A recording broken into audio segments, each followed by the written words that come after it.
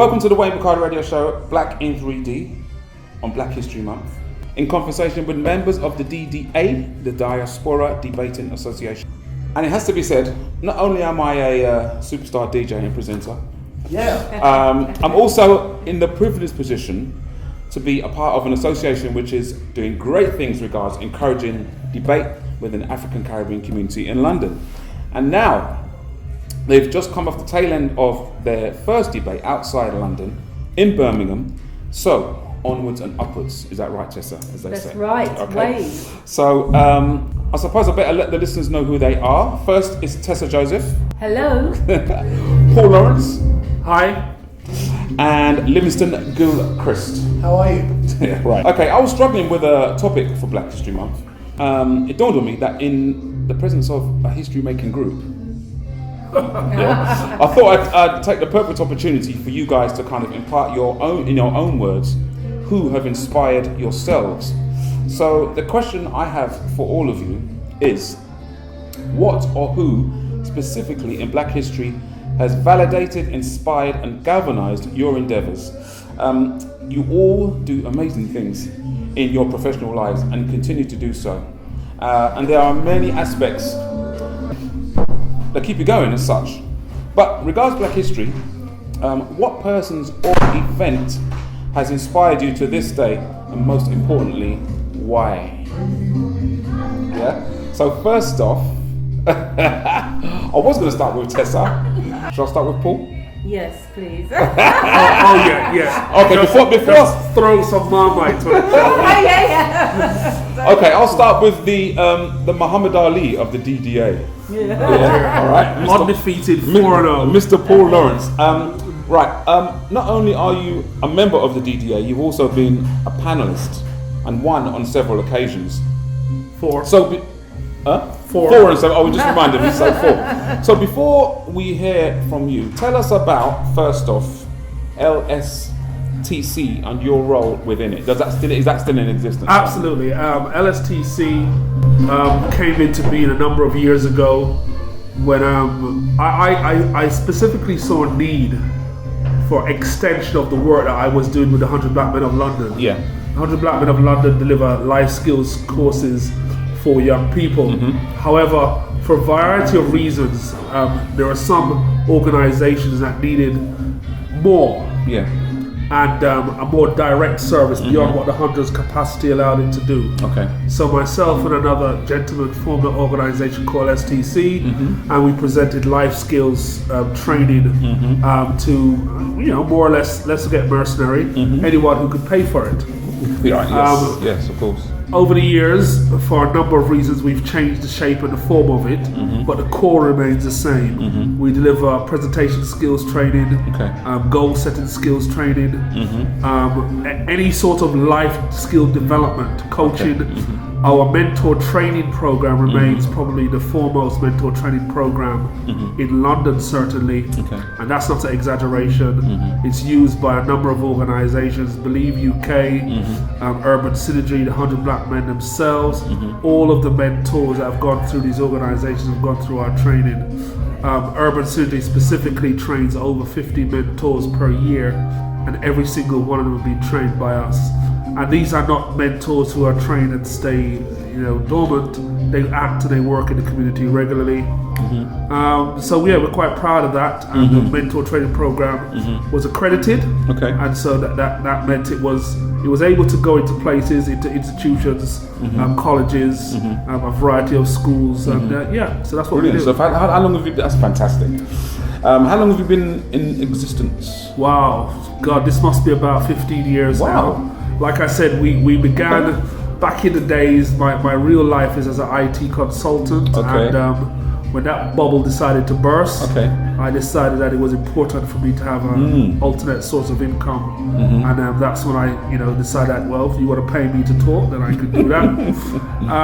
But on a serious note, we started that years ago. But as the market has changed, a lot of our customers used to be schools via the Every Child Matters budget, but that's gone. And so we moved away from that. Moved more towards the corporates and individuals, and that's what we do still. Excellent stuff. Thank you very much for that, Mr. Lawrence, Mr. Paul Lawrence. Right, for you, Paul, and I know for sure one of them's a boxer. That was a joke. Yeah, right. What say you? Your inspirations and why? All right, you know. And you can have more than one. You can have more than one. Well, I'm gonna start with what I consider the obvious one. Okay. You know, we always have these moments when they say to you, "What were you doing when?" Okay. You know, people always talk about those moments, and I really only have one such a moment. Okay. That I can remember distinctly. Go for it. And that is Obama's first election. Ooh. I have to say the same here. I can Go remember for it. exactly where I was. Yeah. We were in a bar on Brixton Hill. Okay. It was organized by, I believe they call themselves Jamaica Diaspora Association. Okay. And we were all there, and there were speeches, there was just reflections on what could possibly happen. And, you know, without being cliche, what the words were, you know, can this really happen? Is this really about to happen? And even though, you know, there was a huge level of confidence, we're all just like, is this really going to happen? Because this is like, it's like a story. It's like, yeah, we could do that in the movies, but no, not in real life. So that for me was but as moving as that was, it is his victory in the second election. Wow. Yeah. Which is the thing that has stayed with me. Okay. Because by my calculations, they could have made a mistake the first time. Yes. Yeah. Yeah? Yeah. They could have made a mistake the first time. Yeah. But there was no mistake the second time. And I always say that here in the UK, we're 15 to 20 years behind the US when it comes to matters of race. Recent events tell me that we're probably 30 years behind. But that's a conversation for another day. Yeah. But it at least indicated to me that if we continue, there might be a day when people are posing the same question about a black person or just a person of color in the UK. At number 10. Indeed. And you know, even saying it right now sounds ridiculous. But I could just imagine that years before Obama, it sounded just as ridiculous. Yeah. But with that Obama victory, did that validate what you were doing on a personal level, or did you feel validated already with the work that you was doing? I think. Do you understand what I mean? Does that make sense? Yeah. It's a good question.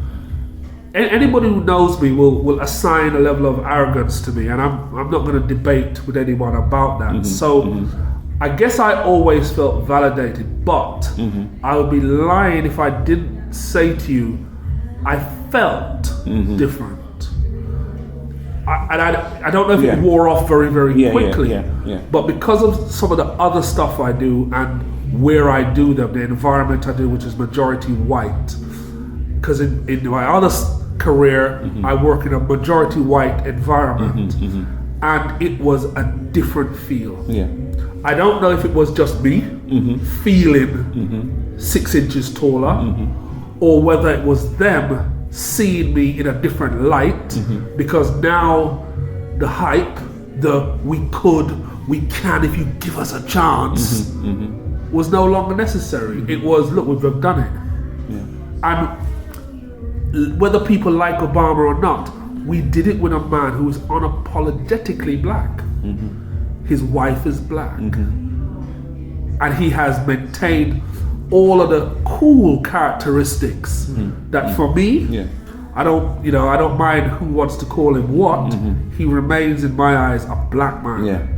And he has held on to those things. So there was a period just after where I just felt taller. I felt taller. I felt that people were looking at us differently because they couldn't avoid the fact that a black man was now in the White House. So, and the most powerful man in the world. Exactly. So it was a time, I don't know if it's worn off now, we've got used to the novelty, but certainly for the first few weeks, that was my experience. So basically that feeling that you have is still with you to this day? Well, I think for me, I wouldn't say it's subsided. I'd say now I'm in a different phase. Okay. So what I'm in the phase of now is providing that experience as a roadmap for the younger people. Okay. I have a son. My son is 20.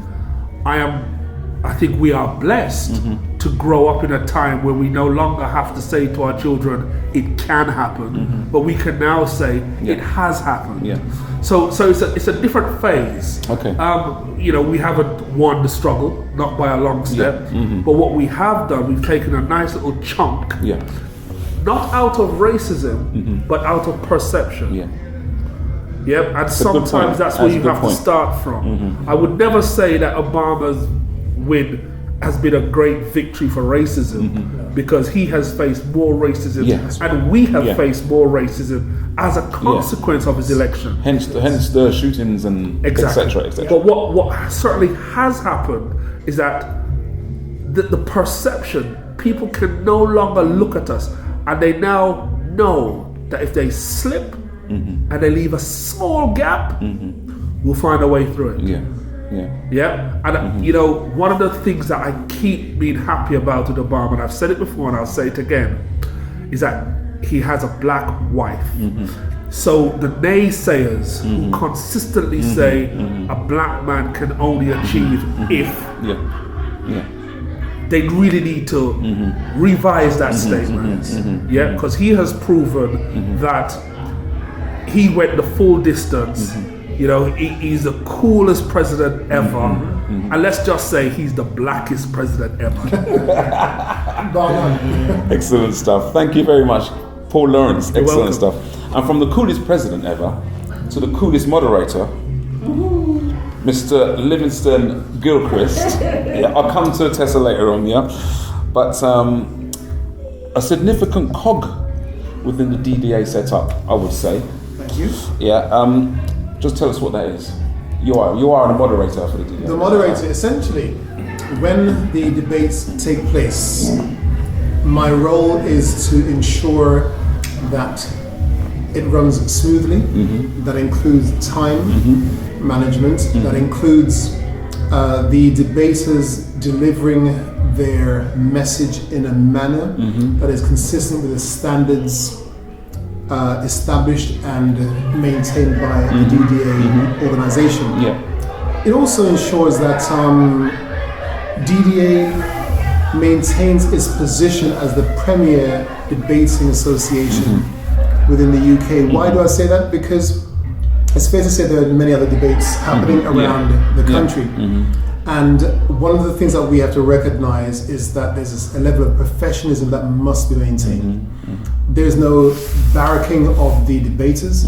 There is no verbal interaction with the audience, unless, of course, the debaters deliver some of that solicits laughter or the yeses or the nos or the whatever, but there's no conversation in between. So the moderator's role is to ensure that there's a smooth operation of the debate from start to finish. So, in regards to the moderator, is that a normal thing for debates of that nature, of what the DDA do? Or was that an idea, was that a concept that Tessa had? Or is there always a moderator within a debating situation? There is and there should always be a moderator. Okay. And the reason why is because it's a bit like if you imagine you have a tennis match, there's an umpire. It's all very well saying the tennis players can play against each other and they might dispute one line call, etc., etc. But the umpire is there to ensure there's fairness, there's consistency, and there's also an adherence to the rules. And that's what the moderator's role is. Brilliant stuff. Thank you very much for that. And also about another venture of yours, a certain social enterprise that you're involved in, the MLB, is that right? That is it, yes. Can you tell us a little bit about that? MLB, that translates to mentoring, life skills and business. Similar to what Paul was saying before, we focus on life skills, so from behavior, making the transition from education to the world of work. Also moving into the soft skills like time management, assertiveness, confidence building, we cover those things as well. My background as a coach is to ensure that I work with my clients to enable them to be the best of themselves, clearly identify what they want out of life, and have the emotional resilience and discipline to achieve those things. That's just one strand of NLP, that's the L for life skills. Okay. The mentoring support is provided to those whether they're pursuing a career path or a business path. Career path essentially involves career coaching, interview skills, and one of the areas that we specialize in is using psychology within interviews. Okay. It's all very well recognizing that the person can know their CVs back to front. It's all very well they can do their research on the company prior to. But people need to recognize that when we send out a CV, the purpose of the CV is to get the job interviewed. The role of you being at the interview is to get the job. So it's not just a case of knowing the job, having the skills, having the education, and the qualifications. It's also about demonstrating how interpersonal you are. I.e., how can you engage effectively? And reading people's body language as well. And recognizing that, shall we say, communication is some 70 to 80% non-verbal. And finally, the main thrust of the business, the B, is business startup. So we work with startup businesses, people who have ideas, whether they are teenagers, 20-somethings, right through. We don't have an age limit. Our oldest client was or is 77. Wow. She started her business, her first business at 76. Good for her. And we work with school-age children as well, because we go into schools, we deliver entrepreneurship and business acumen to young people. Brilliant stuff. Brilliant. So how long has that been in existence? That has now been operating since 2009, so effectively just going on to into our 7th year. Congratulations. Congratulations. Thank you very much. Brilliant stuff. Mr. Livingston Gilchrist. Okay, so what about you? Can you give our listeners some nuggets of inspiration on this Black History Month? What initially inspired you and brought you to the place you are at today? Why is that? And again, you can have more than one if you have more than one. Moments in time, moments in history. A number of people make reference to the Windrush era. I will not be specific around Windrush, I'll be specific around the fact that a number of Caribbean people, and myself being born in Jamaica, my history, my personal history is one where it's replicated by a number of my peers, where our parents gave birth to us in the Caribbean, and they went abroad to seek a new life. So my father came to the UK at a very young age, and I was age just 1. He came here to make a start, and then he sent for my mother, and she came to the UK when I was just about 2.5 years old. And the idea was that they would create a new life. However, the reason why I'm making reference to this Black history is because a number of those people that came to the UK or went elsewhere had what's known as a 5-year plan. They came here with a plan to make enough money to send back home to improve their lives and then go back home themselves. They heard the stories that the streets of London were paved with gold, etc., etc. That clearly was not the case, and still isn't the case. However, a number of our parents came to this country as part of Black history in terms of recognizing there's an opportunity beyond our shores. Whether it's Jamaica, Trinidad, Barbados, wherever, they made the effort to go abroad to seek new opportunities. What happened then is that they came here and realized it wasn't as they expected. They encountered racism. They had major challenges finding somewhere to live. They had major difficulties having their skills and their qualifications recognized over here. And as a result, they went into menial jobs, porters in hospitals, bus drivers, etc., even conductors. Because initially they couldn't even be drivers. There are certain roles reserved for certain people, as in the British. So our parents and their generation had faced so many challenges. And the reason why I single that out as a significant point for me is because when I came to this country when I was 7.5 years old, I remember walking down the road with my mother, going shopping, pulling the shopping trolley, as you do, as a young boy, and experiencing racism directly, blatantly, from the words which I'll not repeat now. But the blatant racism, there's one occasion when my brother and I were chased by a gang of white youths who were looking to just beat us up for the sake of beating up black people. So for me, recognizing that our parents came here and they broke through many barriers to give us a new start in life. And because the 5-year plan didn't happen, they stayed for much longer because they realized they had to work hard so you can get a foothold, let alone make enough money to bring back home and go back home themselves. So as a result, a number of my peers were either born in the Caribbean, Africa, or born here in the UK. And we grew up together, so therefore we built this band of brothers kind of mentality whereby both boys and girls recognized that we had to pull together as a community. And when I was going to school, we had the Greeks and the Turkish in one faction, you had the Asians in another faction, the Africans and the Caribbeans in another section, and so on. And that's how we grew up.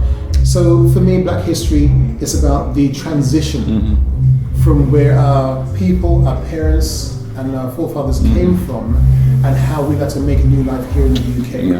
That's one. The second thing I'd like to make reference to is politics. As Paul mentioned about Barack Obama, for me I'm looking at British politics. As it happens, we are here in the Bernie Grant Centre. Yeah, that's right, Bernie Grant was, along with a cohort of black, shall we say, pioneers, the Diane Abbotts, the Paul Boatengs, who were the first black MPs here in the UK. For me, that's quite significant. And being a person that was raised in Tottenham, I still live in Tottenham, I live literally 5 minutes from the Bernie Grant Centre itself. It gives me a great sense of pride recognizing that Bernie Grant himself was uncompromising. He challenged the establishment. Whether as a local councillor before he became an MP, I remember seeing him going to some of his speeches, some of his talks, and I was wondering, who's this guy? You know, he was charismatic, he was, as Paul used the term in cliches, arrogant, but he was a person who was true to his passion, his purpose, and his people. And for me, there's a great sense of pride recognizing that we're here in a building named after Bernie Grant. And quite rightfully so as well, because he broke down so many barriers, and his legacy still lives on. There are many things happening here in Tottenham, in London, in the UK, because Bernie Grant was one of the first who actually brought Nelson Mandela over here to the UK. I didn't know that. Yes. Wow. So we need to recognize that a lot has been done by a number of our people. And when it comes to Black history, the last thing I'd say is we as a people need to get away from the thought that Black history is contained in 1 month. Which is something I want to get onto later. I will not go which is perfect. That there's passion. I want to touch on that at the end of the this talk. Good. But brilliant. So that is it for you. That's for me. All right, and that's remained with you. Absolutely. And that has brought you where you are today. It has, and as I said, there's a sense of pride. As I walk through Tottenham. I walk through London, I walk through the UK. Knowing that I can go into some of the most salubrious establishments, from the Houses of Parliament to the stock exchange, with my head held high. Why? Because I'm unapologetic. There are people who went before me, what I call my new frontier pioneers.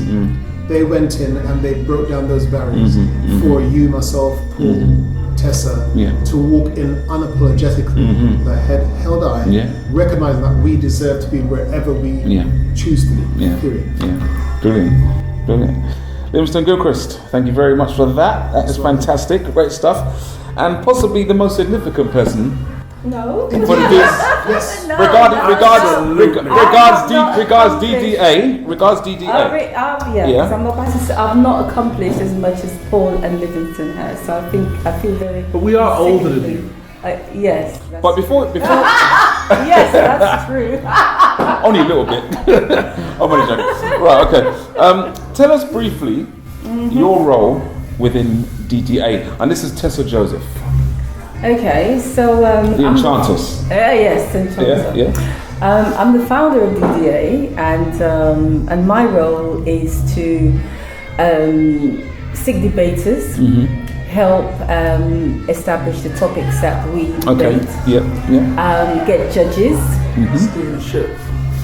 Yeah, more or less. Direct DDA, set the ship, and try to get things moving in the direction that we want to go, basically. So all these things I mentioned are just part of what I do. But in terms of all the a lot of the necessary contacts and the organising and directing and stuff, then that's me. So how long has DDA been in existence thus far? 2011, so we're going on to our 4th year. Wow. Yeah, but ending of 2011 was our very first meeting. And Livingston's one of our original members. He was one of the people I approached to help me get DDA off the ground. And and here we are today. Brilliant stuff. Congratulations on that. Thank you, sir. All right. So, can you give us, our listeners, an insight to what or who has inspired you and why? You can have more than one, as I mentioned earlier. And I would say it's quite fitting, considering what your association is about. Considering it's Black History Month. So who has inspired you and galvanized you to where you are in this position today? Psychologically, all those things.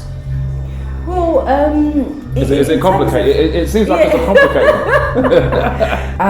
I thought more of a situation as something that happened. As opposed to somebody who inspired me. Many people have inspired me. Some of who have been mentioned here today. And there have been others as well. But in terms of something which has lasted and in a sense impacted and left lasting memories. And I'll talk about the Grenadian Revolution. Wow. Yes. And in fact, I'm quite unhappy that there was a film, I think it was Black History Studies who showed a film on the Grenadian Revolution, and I didn't, I meant to go and see it, but I didn't. And so I need to get that film. But I was in St. Lucia when it happened. I'm not Grenadian. But I was in a neighbouring island. I was born in St. Lucia and went to the early part of my schooling in St. Lucia. So I was 13 when it happened. So that was like in 19... I'm not very good at math, and I in fact, I was stopped ahead because that means I'm going to reveal my age. So I'm going to, I'm not going to say anything more. But but it happened. But it happened. But it happened. It happened around I think 1979, 78, thereabouts. And I remember being very young at the time, and hearing, all of these radio announcements and a lot of people talking, and I remember the mood, and I remember the fear, the anxiety, the concern and worry, because nobody was exactly sure what was happening in Grenada, because you had Eric Gairy, who was the Prime Minister at the time, and he was accused of being ruthless, being very power hungry, and making sure that him and his cronies got richer and the poor getting poorer, and there was a lot of unrest, a lot of unhappiness in Grenada, and so when Maurice Bishop, who was I think he was on the opposition, one of the opposing party. He and I think only about 12 or 15 of them decided to get together and plan and strategize and overthrow Eric while he was out of the island. It was a big thing because Grenada is a small, small island. And they took over the radio stations, TV station, government offices, made announcements and stuff. And a lot of the other islands were not sure exactly what was going on because they could only get what obviously Maurice Bishop wanted to come out. Obviously, there were people in Grenada who were making telephone calls and letting other people know exactly what was going on. So there was all these conflicting things coming out of Grenada. But the worrying concern for the other islands was that it was going to spill over. And what could they do? People had family, they had friends, and it was a neighboring island, and people kept thinking, well, how can that happen in the Caribbean, etc., etc. And so that happened, and Maurice Bishop got into power while Eric was away, apparently. Grenadians there were a lot of Grenadians were quite happy about that. They celebrated, even here in this country. Apparently, I was reading upon this a while ago. Even in this country, you had the embassy and other groups who were celebrating. I think there was a big celebration, and they were expecting about 500 people to come, and there were 5,000 people. And Maurice Bishop even came to this country as well, and he was really welcomed and looked up to, because it was almost like he freed Grenada from what was seen as oppression, etc., etc.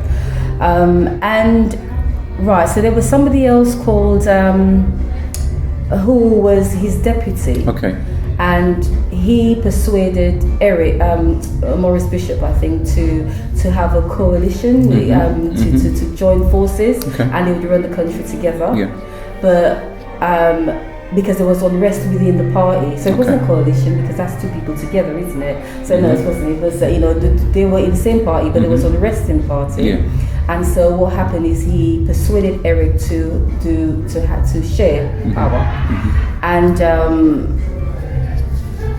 I think days after he overthrew Maurice Bishop himself and placed him on the house arrest.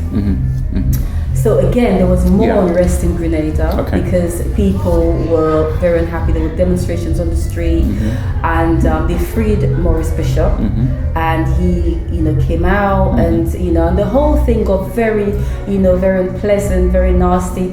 A few people died. Eventually, Maurice Bishop himself was executed. And that's when America decided to step in.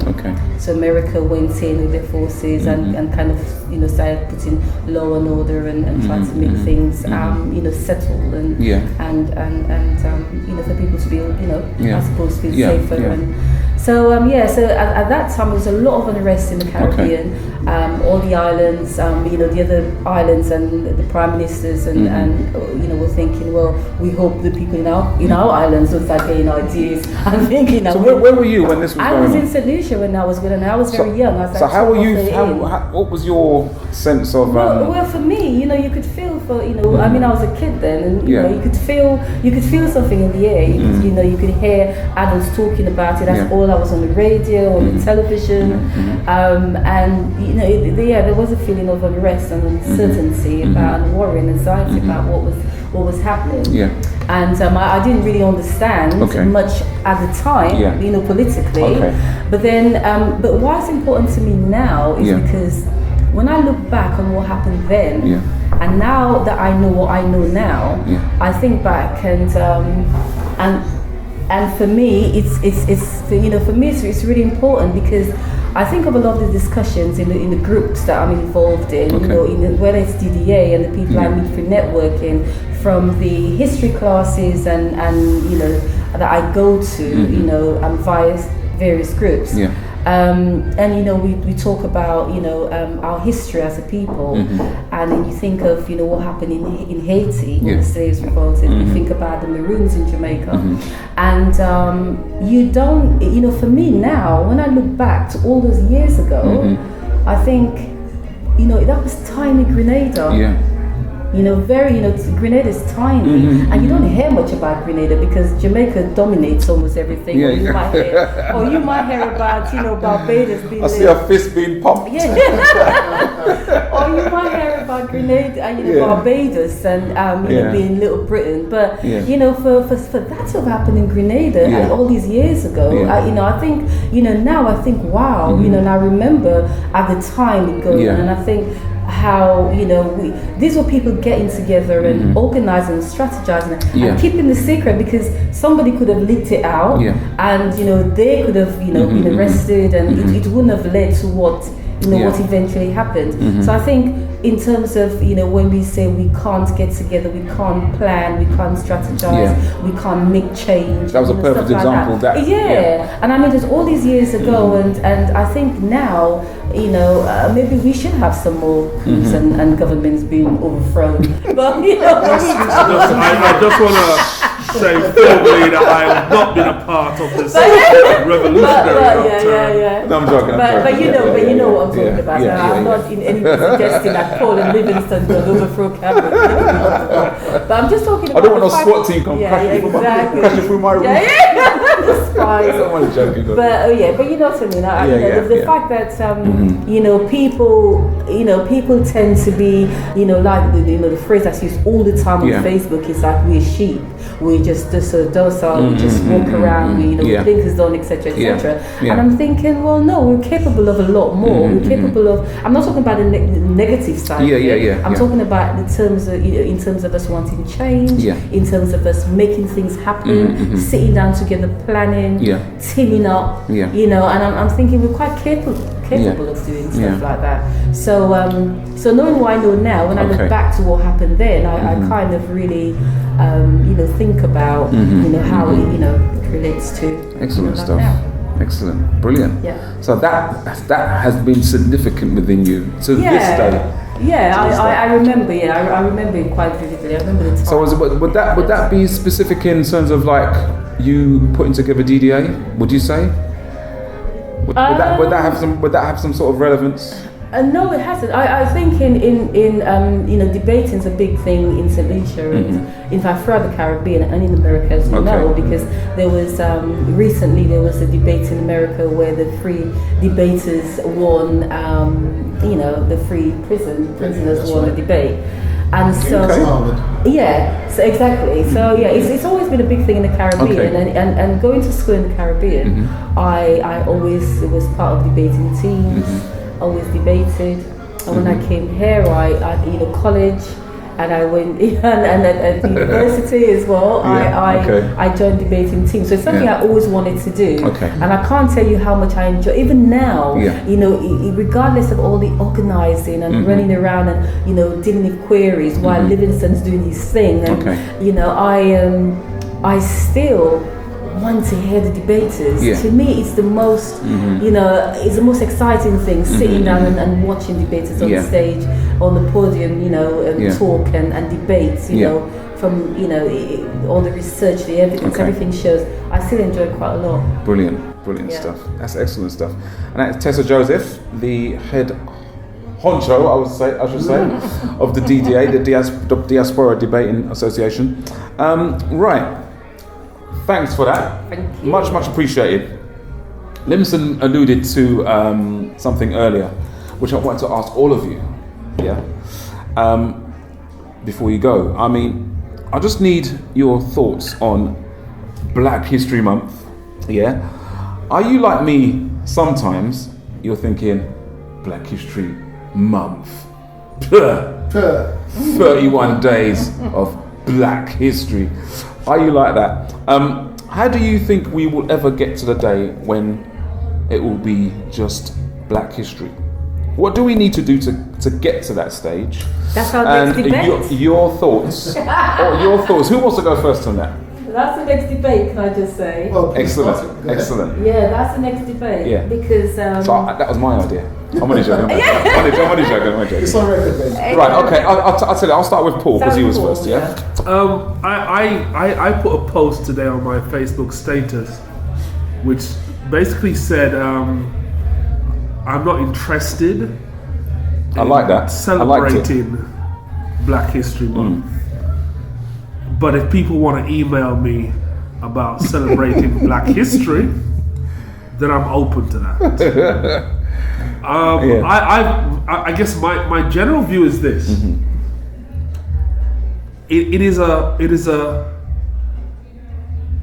defeat, as how I see it, for us to accept this Black History Month. We have to be moving to a point where, first of all, the powers that be can no longer sideline our history as a footnote where it suits them because it embarrasses them. Yes. Let us be clear. The reason why our history is pushed aside is because our true history, which by the way is their history too, embarrasses them. it makes them have to answer questions they do not wish to answer. Yep. So David Cameron can go to Jamaica and tell 2.6 million people to move on because he knows that the actual history behind that statement is not just unknown by our people, but unknown by his people. That's right. So for me, Black History Month, I'm not a great fan of it. What I'd like to see world history. That's what I'm a big fan of. And if we have world history, that should mean that the history of Black people is taught in the correct proportion to which it has contributed to this world. And I would therefore expect to see the contribution of Asians, the contribution of the Chinese, the Japanese, the British. I have no problem with that. As long as the history is taught in the correct proportion. I am recently re-educated about something of such a significance that I almost feel ashamed that I needed to be re-educated, because I thought I knew the intricacies of the transatlantic slave trade, specifically in how it applied to places like Jamaica, places like the Caribbean, and to find myself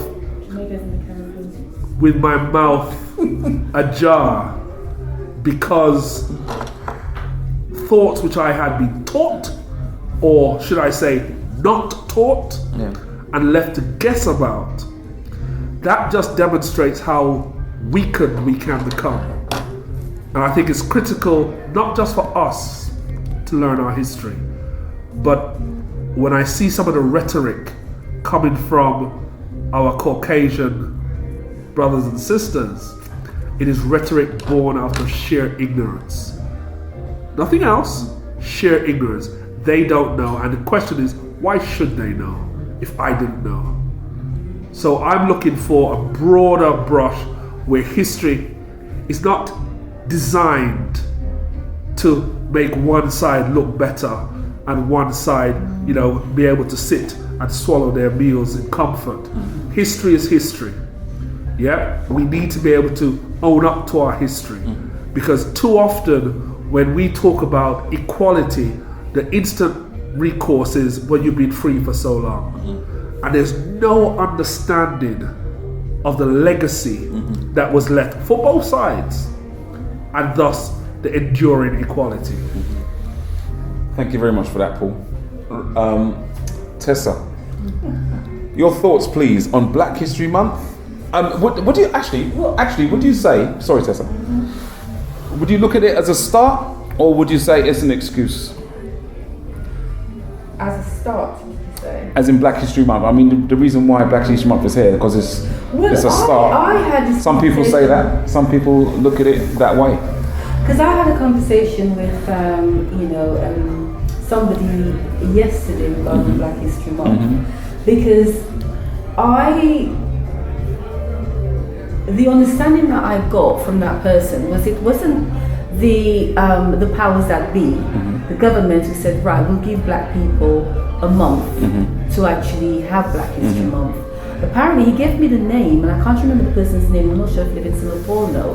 But he was the one who actually fought and started the movement, or well, not movement, but started actioning, for Black History Month, and got other people involved, and etc. etc. And apparently it was to replicate something that was happening in America as well. So I think we actually fought to have Black History Month. It wasn't forced upon us. It wasn't done because a lot of people think, oh, why should we have Black History Month? It's patronizing, or they only give us a month. But apparently that's not the case. We actually fought for it. We fought for it.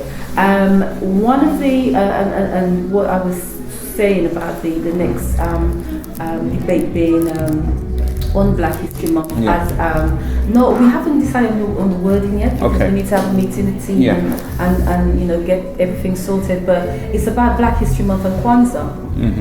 Because you have Black History Month being that month where people celebrate, they go to films, the activities, etc., etc. And you also have Kwanzaa and the Kwanzaa principles. We did a debate on this last year, the year before, on cooperative economics, which is one of the Kwanzaa principles. And so the debate's going to be about which is more relevant, to us as a Black community. Is it Black History Month where, we have certain things, we celebrate our Black history, we go deep, we make a special effort, as opposed to Kwanzaa, where I think it's from December to January, where you have certain things, you follow the principles and guidelines, and you kind of almost purge yourself, as you were, and going back to basics and celebrating what our Black culture and what life was really like for us.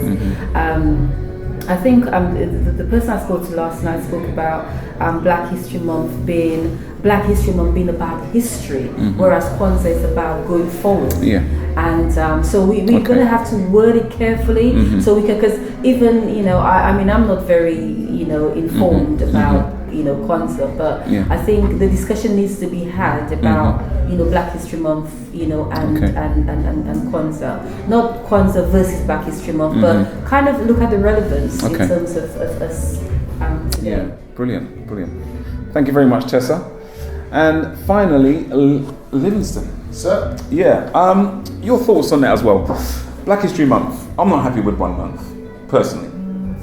But I just want some ideas on what do we need to do to get to a stage where it's just Black history. Okay, Paul made reference earlier on to Black History Month being the issue, i.e. issue about history. And I agree with Paul in that respect. However, I need to take a bit broader in terms of where Black history is concerned. It's about the overall context and the backdrop. Now, Tessa made reference to a gentleman who proposed and put forward the initiative, the idea of Black History Month. I know that Black History Month is celebrated or recognized in America in February. And that coincides with Martin Luther King days, etc., etc. So I guess the idea and the principle behind it is well-meaning. However, there is a part of it which I find distasteful. And the reason why I say distasteful is that we are, as Black people, as people of color, as African Caribbeans, we are told that's your month. So take it or leave it. Whether in America, there is your month in February, take it or leave it. Why should I be limited? Because I know that I have 2 children, and those children are aged 21 and 18. And from the day they were born, they've had the books, bedtime stories, and Nancy stories, whatever. You've shared things with them from the classics, the classical nursery rhymes, to Black history references. Our daughters have been given exposure and access to that, not just in October, every opportunity that they had whilst they've been growing up. The point I'm making is that to take ownership of Black history, we as a people need to take ownership and determine when and how we communicate, when and how we celebrate. So that's one thing. I'm not very much into this Black History Month limited for a period. I'm into the overall, right across the board. Secondly, our history didn't begin with slavery. And that's an issue that a number of people have, especially non-Black people, who believe when it comes to Black history, a major part of that should be around slavery. The richness of our heritage and our lineage, the cultural references, the true historic references go way before slavery. And a lot has been achieved since then as well. Way before Columbus. Columbus who? There you go. Right? So my point is this. As a people, we have and continue to contribute so much to society, not just here in the UK, across the world. Major inventions that impact and influence how we live, including technology, was by a number of notable Black individuals. So for me, Black history goes way beyond just a month, way beyond slavery. It goes way beyond that. Also, our history is about pride. It's about identity. Paul made reference to something where recently he has had to re-educate himself about certain elements of our history. I think it's fair to say that it's an ongoing thing for most, if not all of us. Because when time comes enlightenment and we learn more as we go through life. And there are times where in conversation I've learned something new. And a lot of it comes out of Black History Month. Why just then? For me, it's a case we should have these conversations all the time. So I know as a melanin-enriched individual, I walk on the street, I walk into buildings, I go wherever I go with a sense of pride, recognizing that, look, you know what? The color of my skin is going to get me recognized immediately. It's going to set me apart from the average person in this country. Now, Paul and I, and Tessa, we've either been born or raised in the Caribbean. And a number of us, and I can't say the same thing for Paul or Tessa, but certainly for myself, although I came here as a child, being born and raised in my early years in Jamaica, I never knew what racism was. Why? Because it wasn't something that I was conscious of. I didn't think about it, I didn't hear about it in terms of my elders talking or experiencing. Because when you're in the majority, you are who you are, period. No excuse, no need to shout about it. You are who you are. And you come to Europe, Britain, France, Germany, America, wherever you go in the world, where we are supposedly in the minority, that then enables us to, not supposed enables us, that forces us to recognize that there's certain things going on out there in the world that we were not the orchestrators of. So for me, our history is about ownership of who we are. Our history is about pride in who we are. Our history is about recognition that we have an identity. So to conclude, for me, Black history, no thank you. I'm happy to be a part of the celebration of our culture, of our history, and there are a number of events in which I either host the events or I contribute to the events. Tessa mentioned Kwanzaa. I hosted and contributed to a Kwanzaa event at the back end of last year, and I'll be doing it again this year. So we have to be a part of something. The term for change to happen, we must be that change. And therefore, to answer your question, what should we do? I say take ownership. And when we as a people will put on events January, February, March, right through the year, that doesn't say, oh, this is a Black history event or whatever, because it's in a month. No, it's put on because we are celebrating who we are. We're celebrating where we're coming from. We're celebrating what we've achieved. And ultimately, if more of us did that, Black history will not have a limitation to a month or a year. It is just a given. And that's how I propose we go forward. Brilliant stuff. Thank you very much. Welcome. Livingston Gilchrist, Tessa Joseph, and Paul Lawrence. Howdy. Thank you very much. And Tessa, can you give details on any DDA, is it an the FB page? Yes, we have a Facebook page, Diaspora Debating Association. So if you go on Facebook and you put that in, then our group page or our page is going to come up, and you'll see all the details of pictures of debates, topics of past debates, and just general conversations between people on our page for discussions. And we have an email address as well, diasporadebates@hotmail.co.uk. And obviously our Facebook. Brilliant stuff. Well, listen, I really appreciate your time, guys. Pleasure. Especially Paul, coming from very far. Much appreciated. Right, and this is the Wayne Boucaud radio show, Black in 3D, and I am in the presence of the DDA on Black History Month. Thank you. Excellent. So carry that torch of responsibility and take ownership. Yeah, That's cool. Thank you very much. Much appreciated. Thank you. Cool.